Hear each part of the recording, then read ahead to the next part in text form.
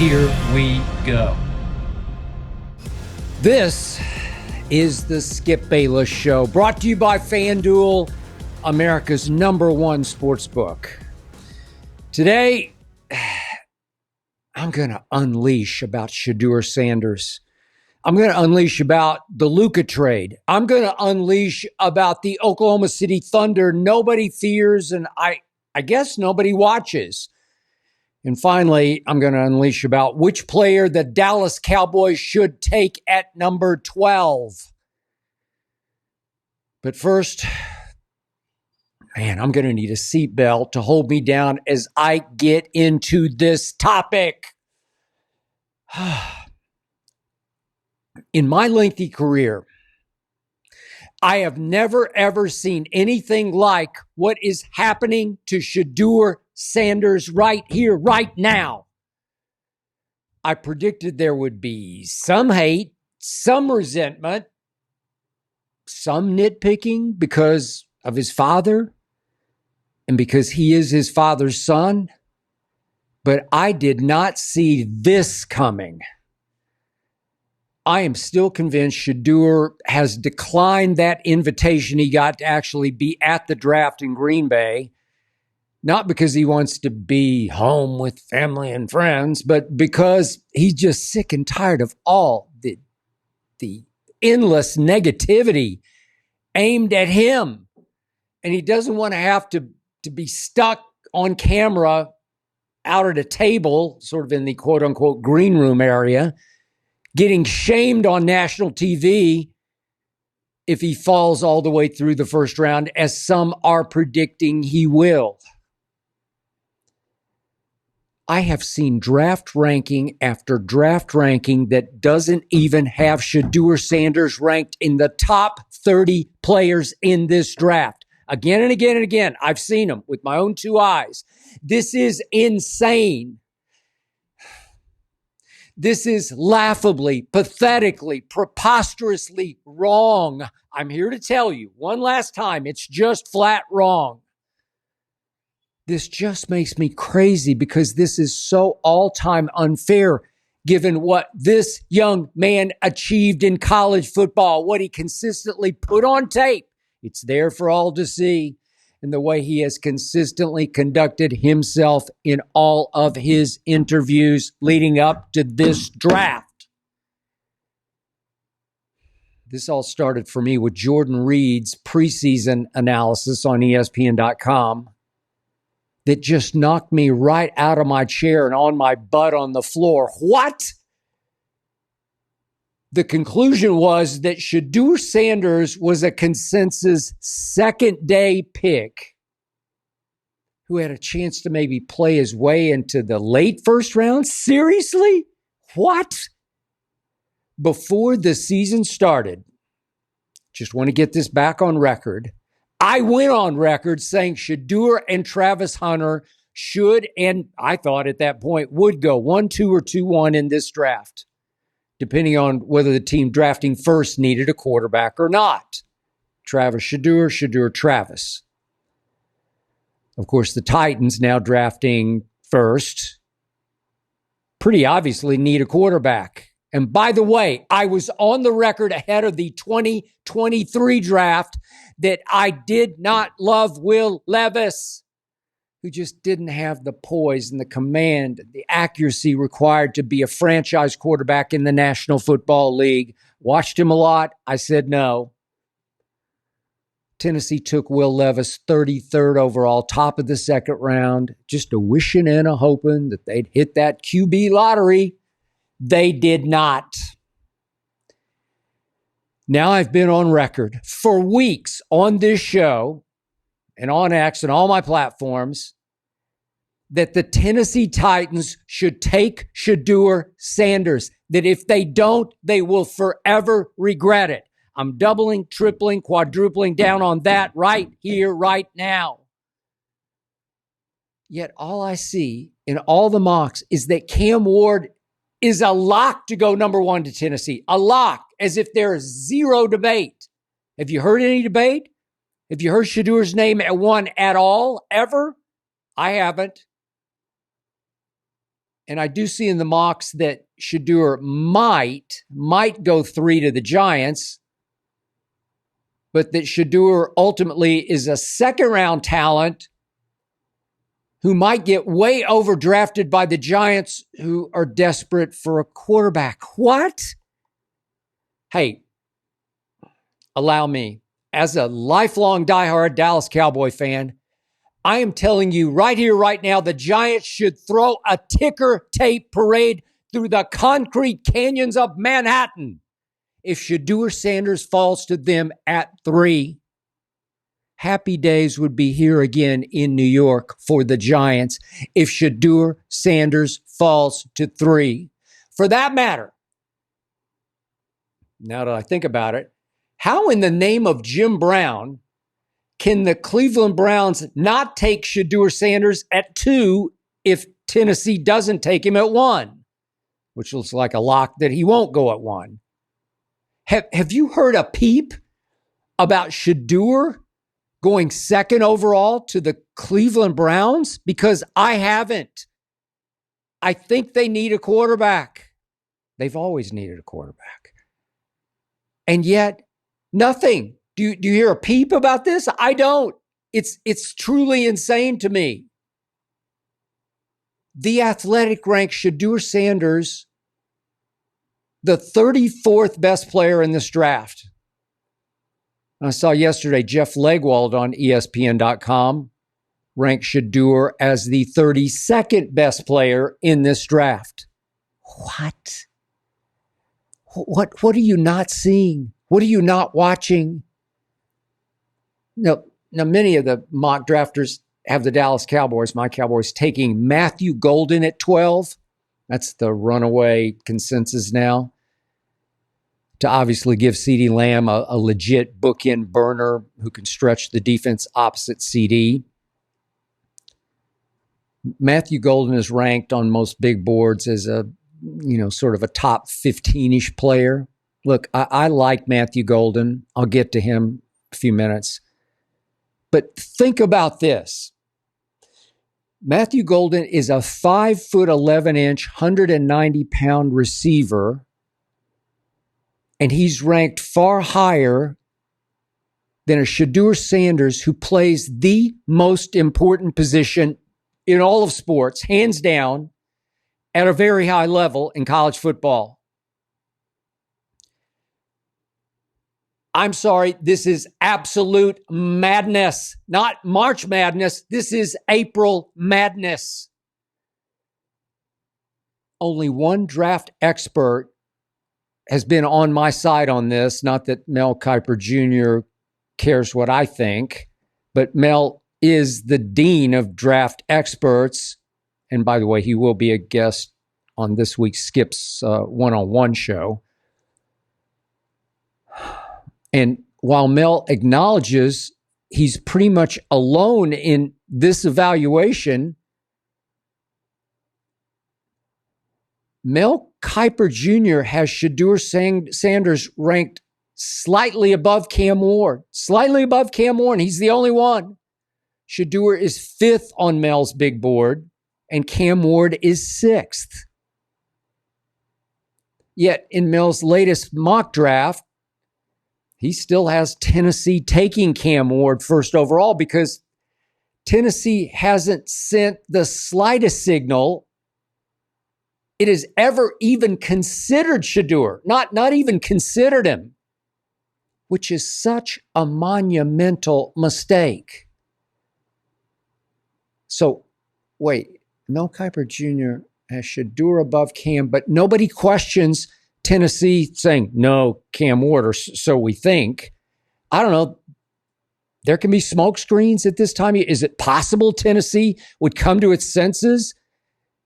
But they don't need subterfuge if they're picking one, though. What does it matter? Unless they're trying to get somebody to trade up. I have no idea. It just seems like all signs point to Cam Ward, and did from day one, with no debate, no second guessing, no devil's advocate position from anybody out there except me, and to a certain degree, Mel. He hasn't pushed for Shadur to go 1st overall to Tennessee.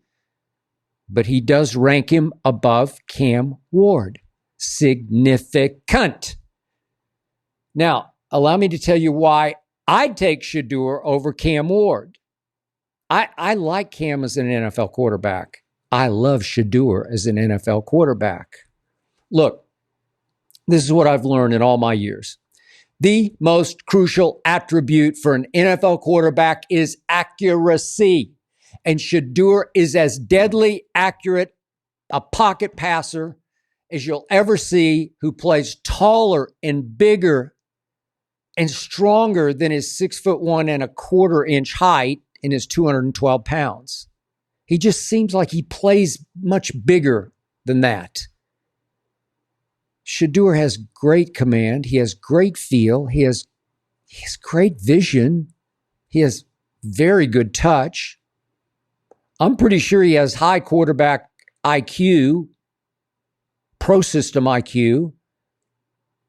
But above all that, he consistently delivers catchable passes exactly where they need to be with above average arm strength. I keep seeing his velocity questioned, and I just don't get it.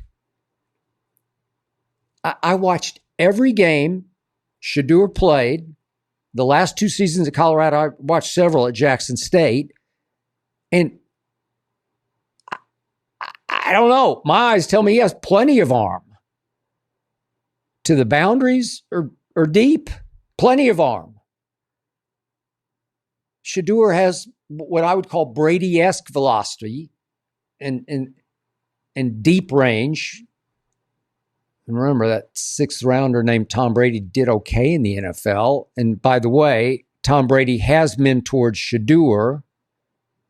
So Shedeur does have Brady-esque velocity. It just works. It's not cannon fire, but it works. It's above average. Win a whole lot of football games with that kind of velocity. Medium and deep. Now let's talk about poise under fire. Shedeur's protection was horrible his first year at Colorado and only slightly improved last year. He led the nation both years in getting sacked. He has been criticized for holding the ball too long. That's the one valid criticism of Shadur Sanders' play at Colorado. He held it too long without quality protection because he was trying with every ounce of his body and his brain to win football games for the Father he loves with every ounce of his heart and soul, every last ounce. So too often Shedeur waited, and he waited too long to make that game-changing throw on 3rd and 9, that home run throw when he's down 14. And in doing so, Shedeur often took punishment I have rarely seen a college quarterback suffer.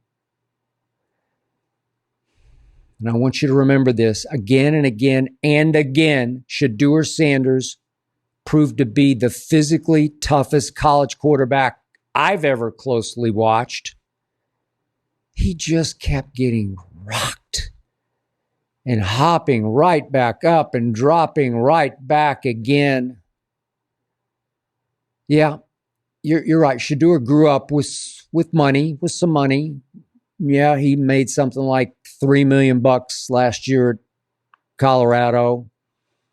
He drove several exotic cars.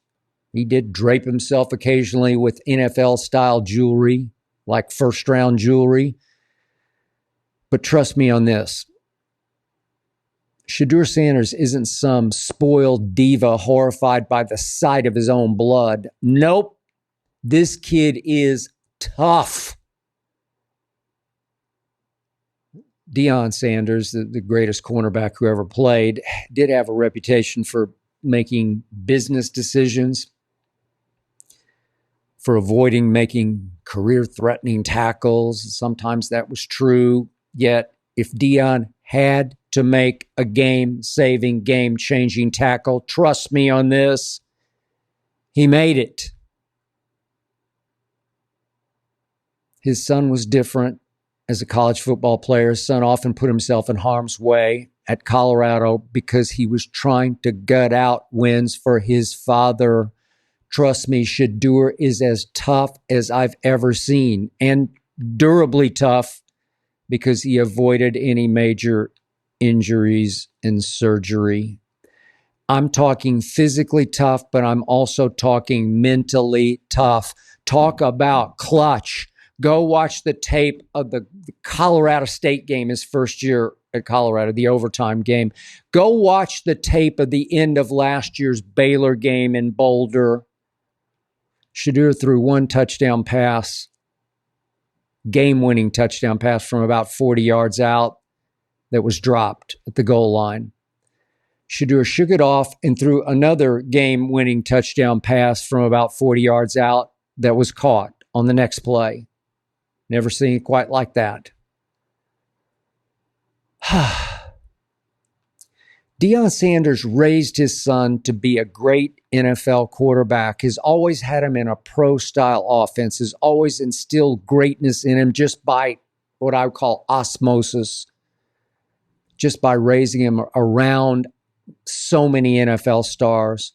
Many draft evaluators consider Shedeur's last name and his lineage as negatives.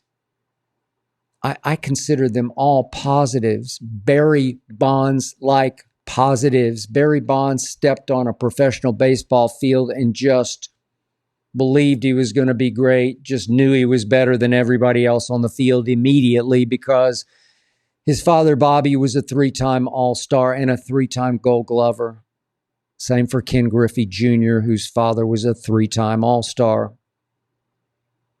That Shedeur is the son of the man I consider the greatest athlete ever is, to me, just an enormous bonus, a plus, an advantage, not some deadly detriment.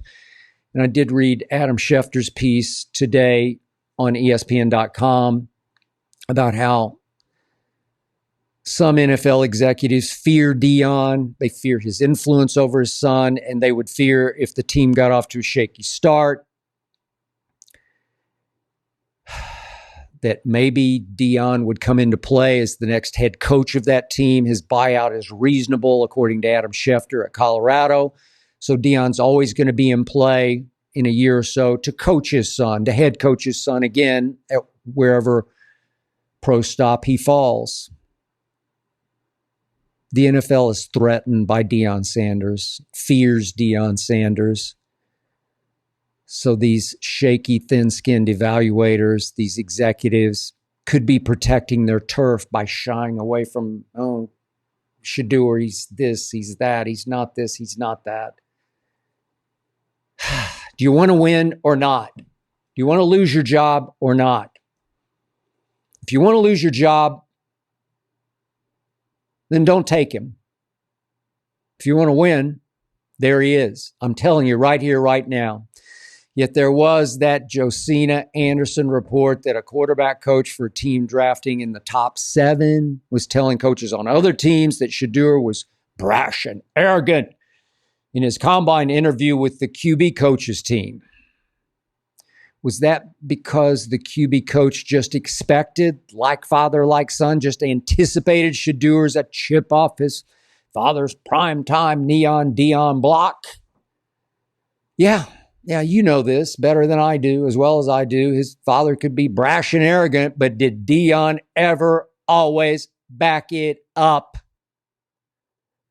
Look, Shedeur is confident, and his quiet strength, quiet confidence does rub off on his teammates, and it does make him a very strong leader. But I don't see brash and arrogant. I see fiery competitor. I see will trash talk back if you start it. I see baller. I see battler. I see a quarterback who has that dog in him, that bulldog. But off the field, seriously, I just see a polite, well-mannered young man who was raised right by his dad and by his mom. A young man who will stand up and be counted as the face of an NFL franchise. A young man you can trust. Yet Shadur even suffers comparisons when it comes to his dad's athletic ability. I keep reading that Shadur isn't nearly the athlete his dad is, as if he's some slow-footed pocket statue. Far from it. Shadur can move when he needs to move. Shadur is far more athletic than Brady was. Shadur can escape. Shadur can run quarterback draws. He can run a little read option when necessary. Shadur can run strong when a first down is needed. No, he's not the athlete Dion was, but who was it? Who is? But trust me on this, Shadur is plenty mobile. Shadur is going to be a star in the National Football League. So what do I like about Cam Ward? Well, has a little stronger arm than Shadur has. He's a little better athlete than Shadur is. A little more elusive, a little more mobile. But while Shadur held the ball too long at Colorado, Cam Ward often did something even a little more dangerous at Miami when you try to translate this into pro football. He often tried to make something out of nothing with great escapes, sidearm sort of shortstop throws into windows that will close much faster in the NFL. Cam Ward is not the purest pocket passer. Go watch the Georgia Tech tape and tell me what you see. Trying to do too much, getting careless with the football, ultimately cost Cam and the U that game. So can Cam be a young Mahomes, a Brett Favre? I'm just not that sold. I just believe Shadur will be a little better fit for pro football. But gut feeling, I'm now convinced that neither Tennessee nor Cleveland nor even the Giants have talked themselves into Shadur, and I'm convinced they've talked themselves completely out of Shadur. And yeah, I know the Giants had him in for that one last session last Thursday. But they did this last year with all the top quarterbacks. All the top quarterbacks last year, except Caleb at the top, had one extra session with the Giants. So I just believe they're just trying to show their ravenous, near mutinous fans that they're doing their homework on the quarterbacks. I don't trust that they've talked themselves into Shadur. Please, please, please, Giants, don't take Shadur. Please don't take him. Now, I do know this. I have heard this from reliable sources. Dion would love to see his son fall to New Orleans at number 9. That's, by the way, where Mel Kiper has him going. Be a great fit with Derek Carr there to start for a year, to teach for a year, just one more year. In Adam Schefter's latest report, though, a lot of NFL executives are very dubious about New Orleans' interest in Shadur. So for me, obviously, the dream scenario would be Shadur falling to 12. And for Jerry Jones to talk himself into plunging for once and taking Shedeur Sanders, then figuring out how to bite that bullet, pay that piper, and just get out from under Dak after next season. That's my dream scenario. All I know for sure is if Shadur Sanders impossibly, wrongly, insanely falls out of the top 3, somebody is going to get an all all-time steal.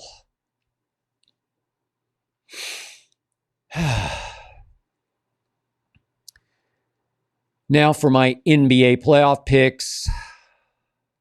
And remember, FanDuel is giving all new customers a shot at $250 in bonus bets. $250.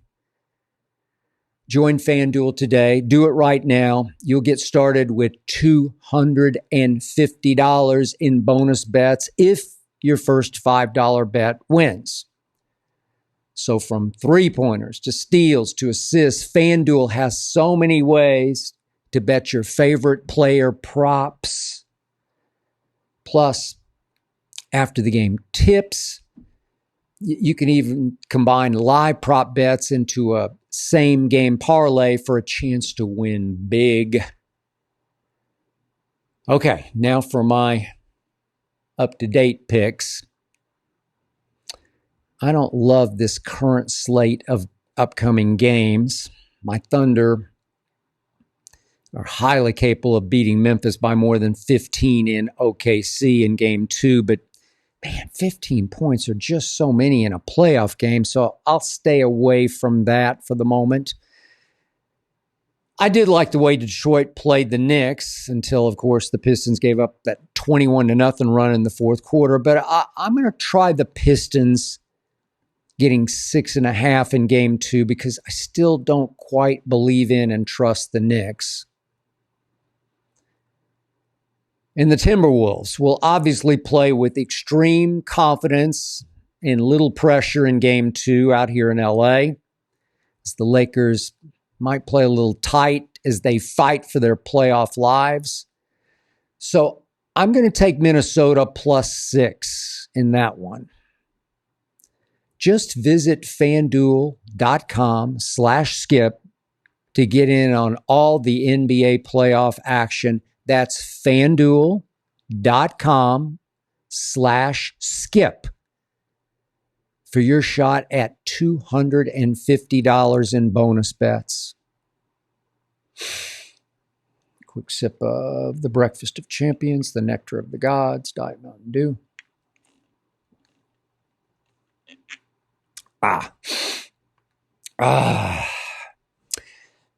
I'm sorry. I'm not backing down on this one. I remain the only man in the world who doesn't think the Luka trade was the dumbest trade in NBA history. You can capitalize all that. Only man in the world who doesn't think the Luka trade was the dumbest in NBA history. Now I'm doubling down. Declaring the Luka trade the dumbest trade ever has been the easiest premature second guess in NBA history.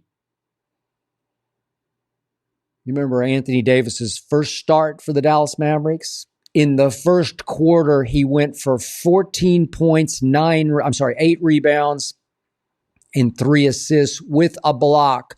Those are absolute monster numbers. Then, unfortunately, he pulled something, said he wouldn't miss a game, and he missed 18 straight. After he'd played 76 of 82 the year before with the Lakers and seemed to be fairly durable through that season. Then right on schedule in Dallas, everybody got or stayed hurt. The worst being Kyrie lost to an ACL tear. Gafford and Lively were hurt, on and on. Scathing investigative piece now on ESPN.com. Gets into all the dirt about how Nico Harrison turned the front office upside down, trying to rid it of the Doncic enablers and defenders, especially the medical staff, the training staff, turned it upside down. So much dissension over all the above. Nico's power play. Look, sometimes injuries just happen. I can't explain them. I hate them, but they just happen. They could happen with the greatest medical staff overseeing. And sometimes it just takes a while to heal, even with the greatest doctors presiding. All I know for sure is I'm going to say this again. If the Mavericks had stayed completely healthy, I would have liked their chances of winning it all this year much more than I would have liked the Lakers' chances of winning it all this year. When Anthony Davis did finally come back, and remember, he could have just shut it down for the rest of the season, but when he came back, did he ever come back? Did you see what the Mavericks, without Kyrie, did to the Kings in Sacramento in that play-in game? AD just dominated the paint on defense, just destroyed the Kings. Kings had trouble getting a shot up in the paint. Dallas 120, Sacramento 106 in Sacramento was highly impressive to me for a team without Kyrie. Then on Friday night at Memphis, all AD had was 40 points and 9 rebounds. That's all. Monster. There are many, many nights I think Anthony Davis is the best two-way player in all of basketball. But yeah, you're right. Luka's return to Dallas night was not one of those nights. Look, Luka obviously left his heart in Dallas. Luka went back on a mission to get Nico Harrison fired, to show Dallas just how wrong Nico was to trade Luka Donic. Luka went berserk with revenge. 45 points, 8 rebounds, 6 assists, 7 of 10 from 3. Just played possessed that night. You saw it. While Anthony Davis played like a big, lifeless, overwhelmed weenie. Just drifted through that game. Had the quietest 13, 11, and 6 ever recorded. AD just pretty much stood out there on the court and let Luka Doncic make that trade look like the dumbest trade in NBA history. Thanks, AD. I needed that. That night, AD turned right back into what I used to say in his earlier Laker days, always disappointing. AD, always disappointing. Advantage Luka for one night. For one night, it was Matthew, Mark, Luka, and John. Luka was the gospel for one night. Then what happened, Laker Nation? What happened Saturday night out here in LA in Luka's first game that really mattered for the Lakers? What happened, Maverick fans? Were you watching? On display was every reason why Nico Harrison traded Luka Doncic. Luka did dominate the first quarter. He was front running, made 3 threes in the first quarter. But he spent himself, shot himself right out of the game, overamped, ran right out of gas. He's never in very good shape, still has that double chin, that little roll around the middle. Just hurts my eyes to watch that. In the second quarter, Luka made 0 baskets, 0. As the Los Angeles Lukas got blown off their home floor 38-20 in the second quarter. What? 6'9" Jaden McDaniels locked in on Luka and made him sweat, made him work, got him frustrated. Then took advantage of Luka when Luka was forced to guard him. Jaden McDaniels made 11 of 13 shots. On defense, Luka can get his hands on passes, play the passing lanes, but he can't guard anybody, even Jaden McDaniels. Yet Luka, before that game, Saturday night, had shamed Nico for repeating his mission statement, his mantra that defense wins championships. It does. Luka said, it's just sad about Nico. No, Luka, Saturday night was sad. Remember, too, that Luka takes and misses way too many threes. He's been hot lately, but historically, he's been more cold than hot, 35% from three for his career, while averaging 10 three-pointers a game. Scary, bad math. Matt fans, do you remember last year's NBA Finals? Luka shot his team right in both feet. He went 11 of 45 from three. That's 24%, and that was hard to watch. And Nico said, enough. Enough. Now, Luka has been on his best behavior so far in LA, but he can be hard to coach. He can be impossible internally to manage. He runs the franchise. He will run the Lakers for better and maybe for worse. And now more and more, he's becoming Mr. Laker, playing more and more hero ball, solo ball, trying to show Dallas what it's missing.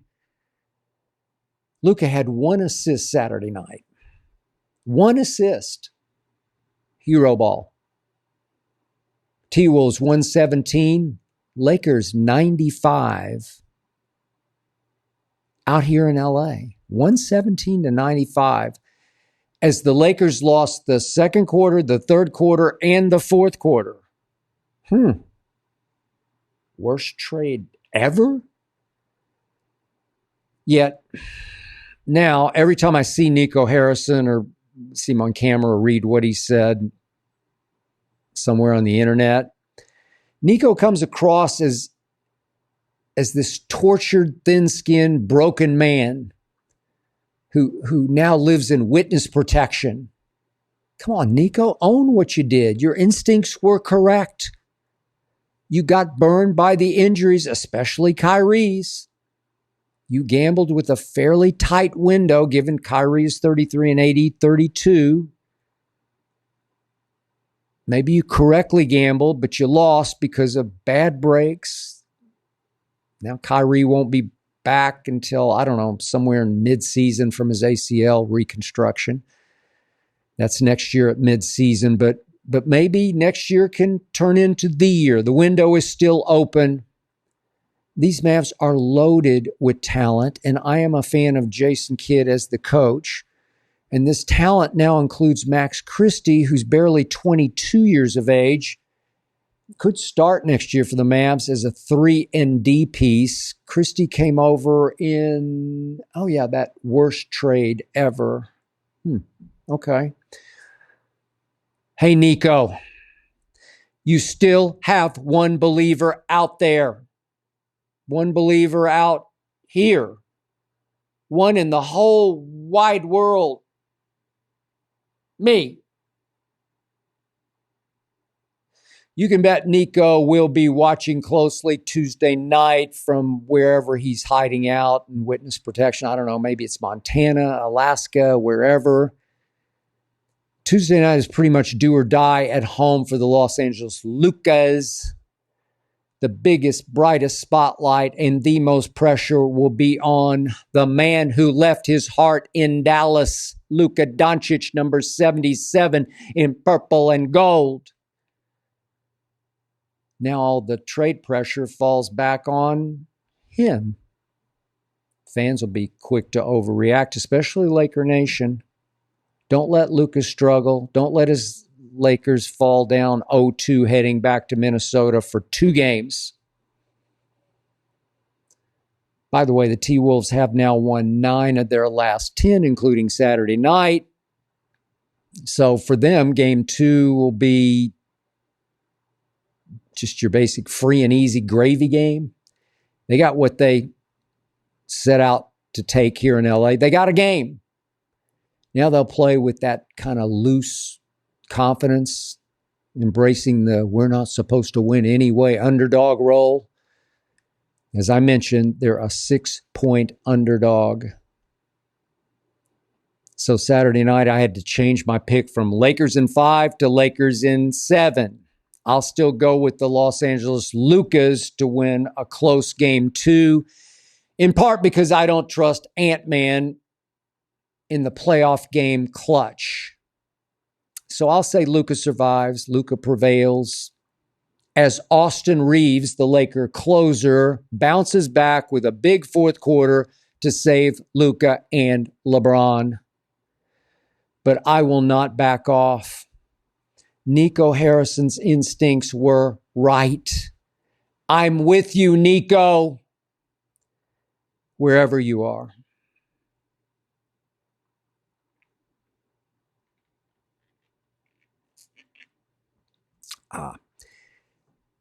I'd like to welcome Square to the show.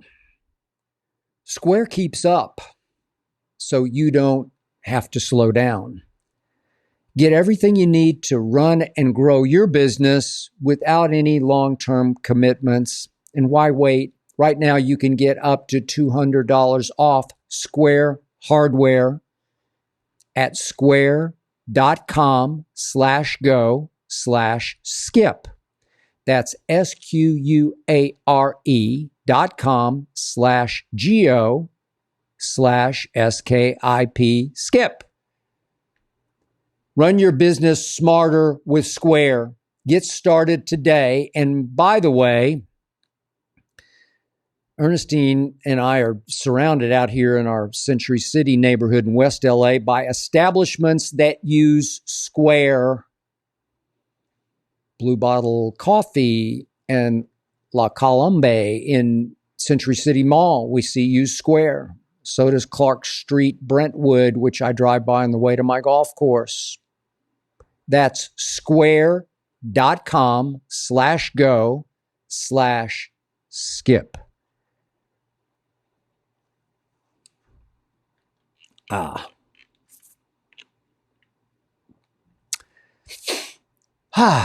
So the mock draft consensus now has my Dallas Cowboys taking a receiver 12th overall, either Matthew Golden or Tet McMillan. I was highly impressed by the way Golden rose and shone, especially in the SEC championship game. And then that playoff game against Tet McMillan's Arizona State. And Tet was, of course, out that day with an injury. So Matthew Golden came up big late for Texas. And obviously, I had to be intrigued by Matthew Golden's 4.2940, even though the 6'4" McMillan's game tape is just a little more awe-inspiring because he just sucks in everything like a giant vacuum cleaner. And though Tet doesn't time fast, man, he sure looks like he runs fast with the ball tucked under his arm. But here's my step back point. 12 just seems a little high for either of those receivers. The best receiver in this draft might be gone by 12, might not be. And this is just like last year, the best receiver in the draft was a beast of a tight end. I said Brock Bowers would be the best receiver in last year's draft, and did he ever prove me right about that? Tyler Warren isn't quite as fast as Brock Bowers, quite as slippery as Brock Bowers, but he's even more of a badass beast who you can flip it to or hand it to and just watch him terrorize, just alpha male bully a defense. Tyler Warren is a more talented Jake Ferguson, and I really like Jake's toughness. He's obviously the Cowboy tight end now. I like Jake's fight. I like his key play clutchness, but look, this is Tyler Warren we're talking about. He's a whole nother level. Tyler Warren is a man's man who can impose his will on a defense. He just creates a fear factor the Cowboys don't really have on offense or even on defense. You can play Tyler Warren and Jake Ferguson together for a year, two tight end formations. But Jake will be a free agent after this coming season. And look, if Tyler Warren does fall to 12, and I think there's a real possibility he does, he's just too good to pass up.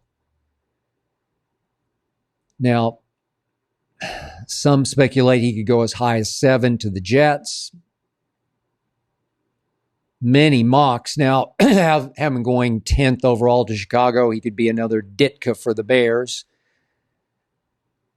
49ers at 11 do have George Kittle, but Kittle is 31 now. Would the Shanahans take Tyler Warren? Maybe. But I just want to be on record.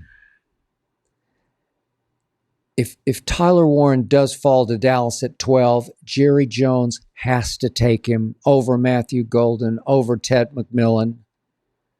So somebody please wake up and alert Jerry Jones right here, right now. The name is Tyler Warren. He played at Penn State. Tell Jerry he'll be even better than Jason Witten ever was. Just remember I said this. Tyler Warren is one big bad weapon.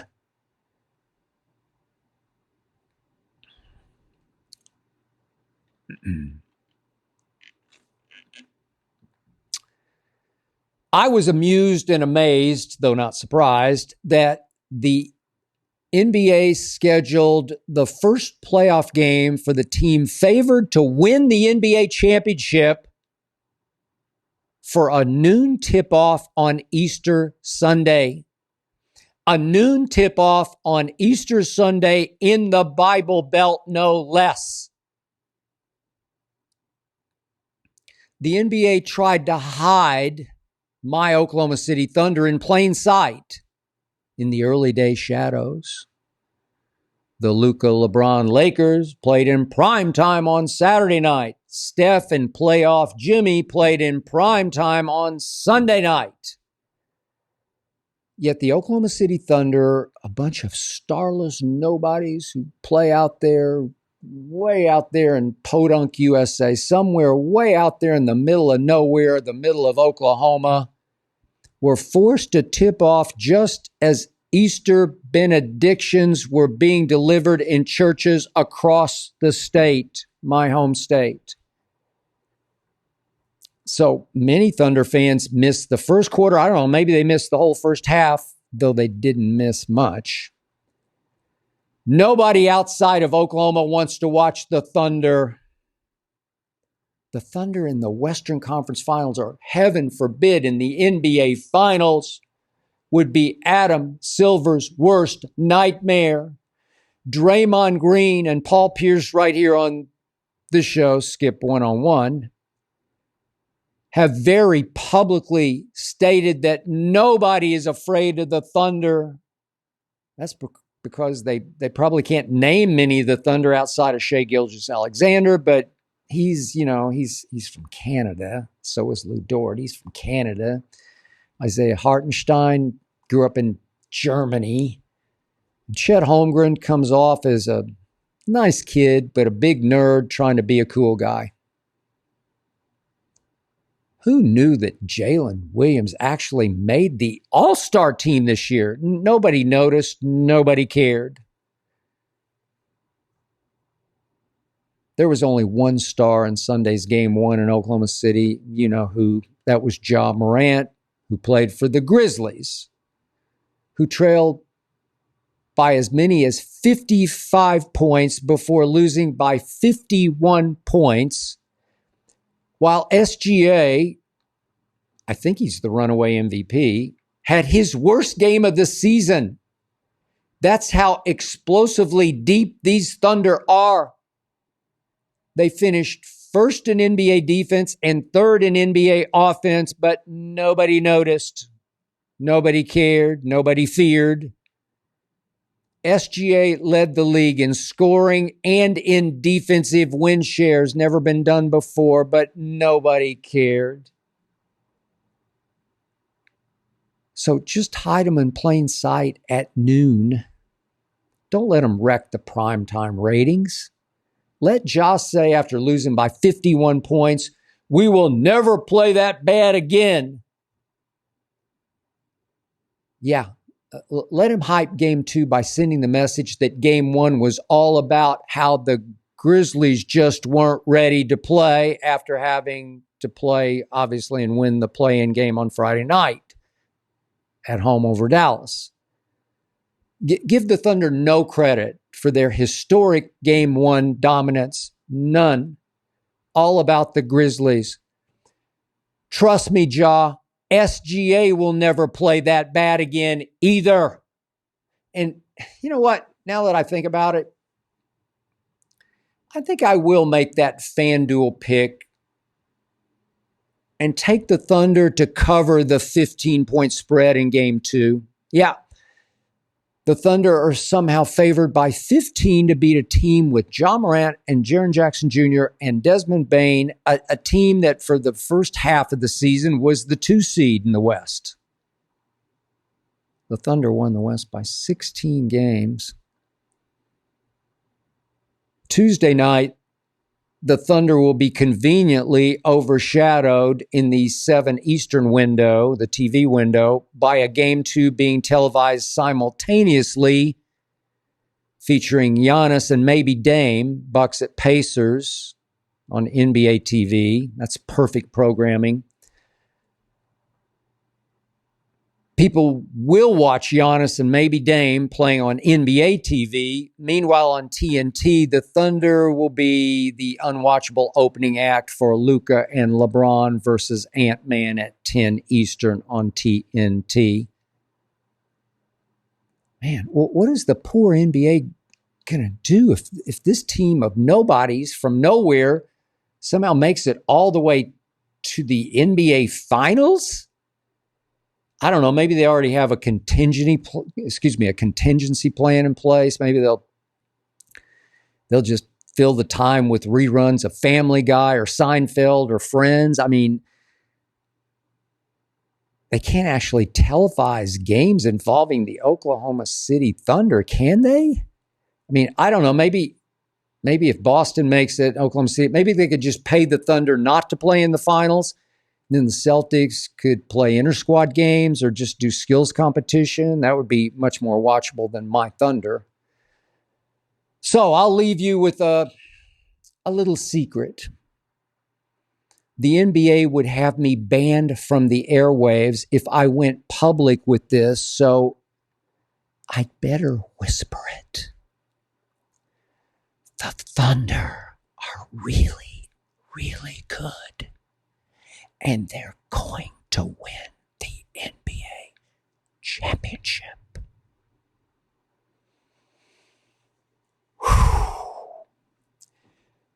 That's it for this episode. Thanks to Tyler Korn for producing, to Ernestine for overseeing, and of course to Hazel for approving.